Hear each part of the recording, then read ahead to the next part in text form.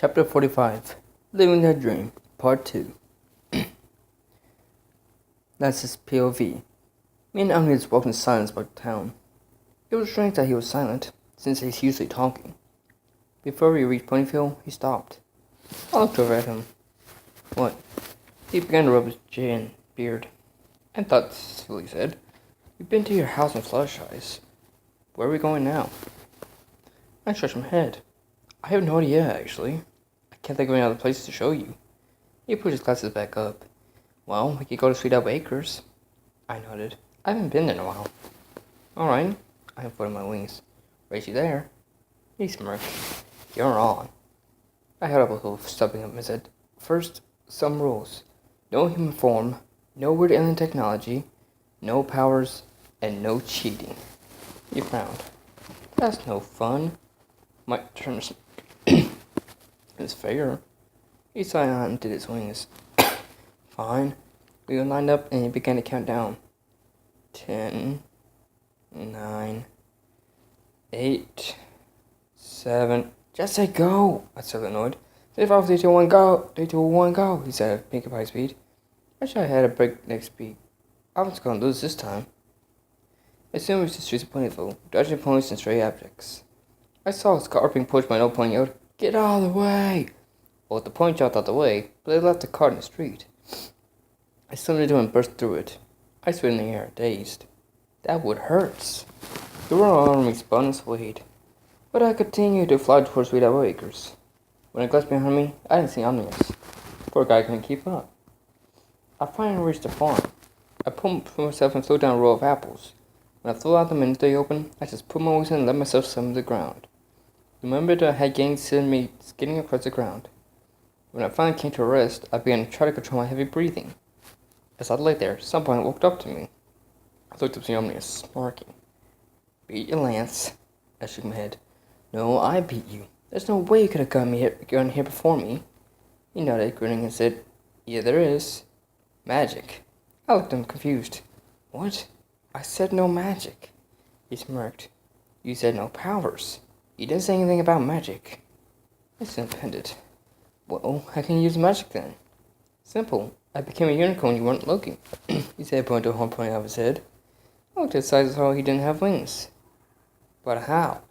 He shrugged. "I'll tell you later." He turned and looked towards the farm. "What do you say we go see Applejack?" I nodded. "Sounds good to me. Lead the way, Mr. Roboto." He laughed loudly. "Finally, a sense of humor from you." He started walking towards the ground. "Follow." I chuckled and began to follow Omnius towards the barn. Omnius's POV. I trotted down the path, wondering if what I suspected was true. "Wait, you didn't see my thought process because you were looking at Lance's thoughts, right?" I should explain what I was thinking then. See, I was so worried. If the Timberwolves were out and about in the forest, does that mean that they're headed towards the farm? It might just be the worries of an old fool, but I still want to make sure that everything was alright. They might not be the apples I know and love. Went away, they still are. Remember that little intro summary I put for this? Yeah, to reiterate, just because I travel through time, space, and matter, it doesn't mean I understand it. Anyways, we came up to the farm and I spotted Applejack. It was unsurprising reliving a tree of his apples with a well-placed buck. I grinned, glad that this was still as I remembered all in 4 worlds. Yeah, I felt revealed itself to my memory, as the things weren't conflicting enough for this. Let's wait to Applejack, I called out. "Hey, AJ!" She stopped mid-buck and looked at us. Smiling, she wiped some sweat off her brow and trotted over to us, saying, "Well, howdy, Lance. Sure is good to see you again. Who's your friend?" The irony of this statement, I muttered under my breath, a small smile on my face. I heard a hoof and said in a loud voice, "Name's Omnius. It's a real pleasure to meet you." She shook my hoof, and before she could finally shake it, I quickly shook her hoof as hard as I could, keeping the same friendly smile on my face. Applejack seemed to take that as a challenge, and she started shaking my hoof in return. After a few minutes of both of us shaking the other's hoof, Lance started interfering by saying, "Hey, what's Apple Bloom doing with that hammer?" Both of us stopped and quickly turned in the direction of the barn, not seeing anything except for a big Megatruck building a huge cart loaded of apples. I looked back at Lance and said, "She's not there." "Wait, how would you know what Apple Bloom looks like?" said Jack suspiciously. "Cripes! Activate excuse plan Alpha Niner." Well, it's just that there's no point there except for the big pony. And every pony sounds like a Philistine, doesn't it? I said quickly, raising my eyebrow for effect. I reckon you got a point there, Applejack conceded, shrugging. Phew, there's another crisis averted. We ended up staying for a couple of hours, just chatting about random things in general, and thankfully, there was no animal disappearances. Although I was kind of shocked to hear that Whitley had puppies now. Ruined the friendly moment. I can't say the same thing about the voice in my head, though. Hello? Traveler, can you hear me? I nodded at something Applejack had said a silent thought. Oh, great. I thought I read those voices in Acapulco. What? Just a small joke, I thought, smiling. Princess Celestia, I presume? The prince of my head smiled and answered, Yes. I am sorry to trouble you, but I need to speak with you, here in Canterlot. I sighed and thought, Hey, girl, I just remembered. Princess Celestia needs to see me up in Canterlot. I turned up and said, Sorry to cut this short, but hey, duty calls, you know. She nodded. The next. Wait, you work for the princess? Yeah, I'm the, royal... Ooh, I'm the royal traveler, I sped up, saying the first thing that came to mind. Royal traveler? Both Les and Lady said at the same time. That's right. I go around and make sure that things are working smooth, and I take care of anybody that might show up, I said, nodding. I save. Princess Les mumbled in my head. Quiet, you, I said out loud. The other two looked at me strangely, and I did. Is what I would say to a feeling I just caught.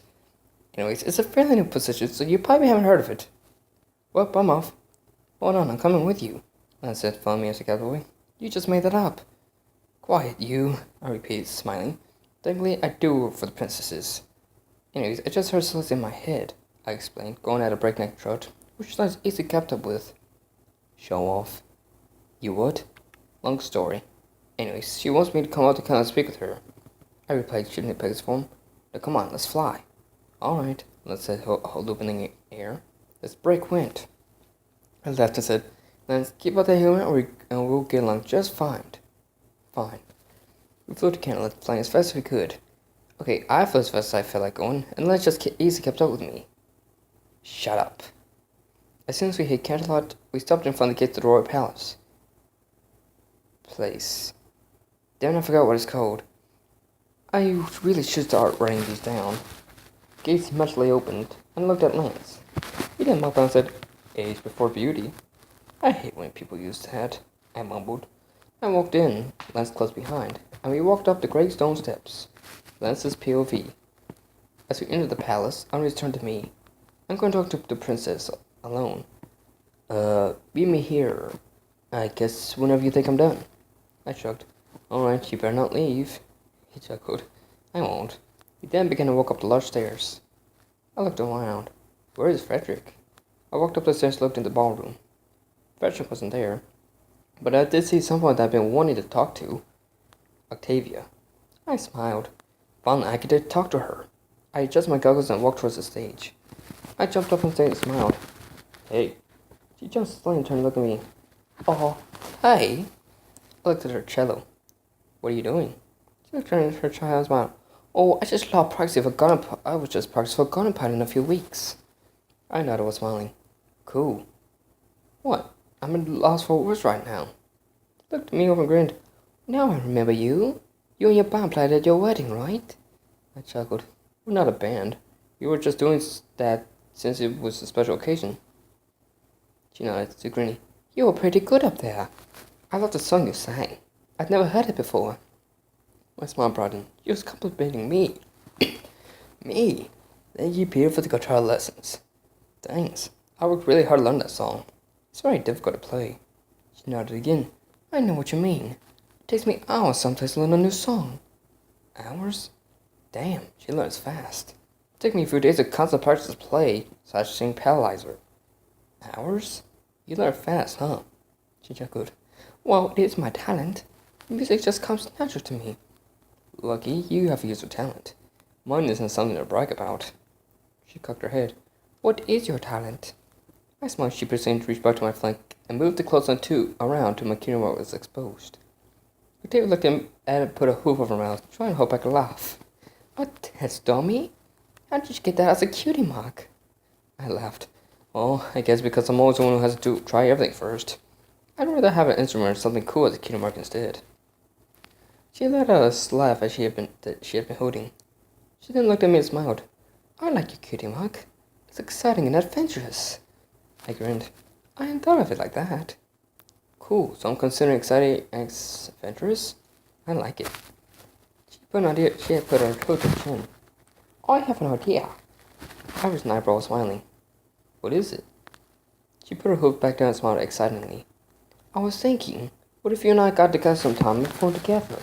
You and your guitar, and me and my cello. What do you think? I almost jumped with excitement at the idea of playing with her. Keep those dirty thoughts out of your heads. This was something I've always wanted to do. Yes, I think that is a great idea. When can we get together? She shrugged. I don't really know. I'll contact you and find a place where we can perform. Also, could you teach me one of the songs you know? I smiled. Sounds good. And yes, I'll have to do some digging around, but I'm sure I can find something we can play together on. She clapped her hands together.